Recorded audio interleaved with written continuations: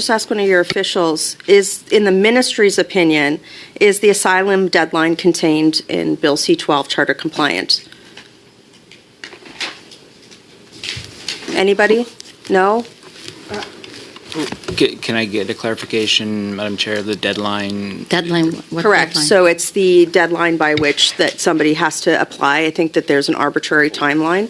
Is that charter compliant? Well, we're waiting.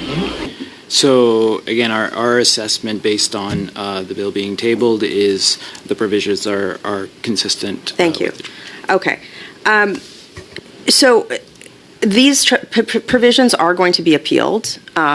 Minister, you haven't directed your officials to begin preparing to defend these appeals, so it's highly likely that many people will perceive the measures in this bill as a way to just punt. The government is punting this to the courts. Have you consulted with your provincial colleagues and come up with a cost estimate of the legal costs it will, cost provincial governments in terms of bogus asylum claims challenging the provisions in this bill? Well, again, charter challenges would go through the federal court system, and that is the responsibility of the federal government, and I've got the justice officials here. Who pays for the legal aid, Minister?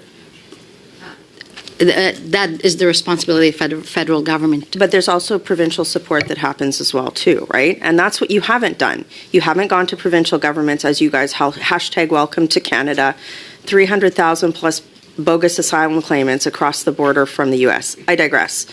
A recent news story involved over 200 similar stories where applications for asylum were used. They used copy and paste language, and they all shared a similar immigration consultant. Why doesn't Bill C-12 contain provisions to require asylum claimants to state their reasons for claiming asylum orally on the record upon arriving into Canada to prevent this type of fraud? Look, excellent. Look, these are excellent. That's exactly why we're here today, to study these provisions.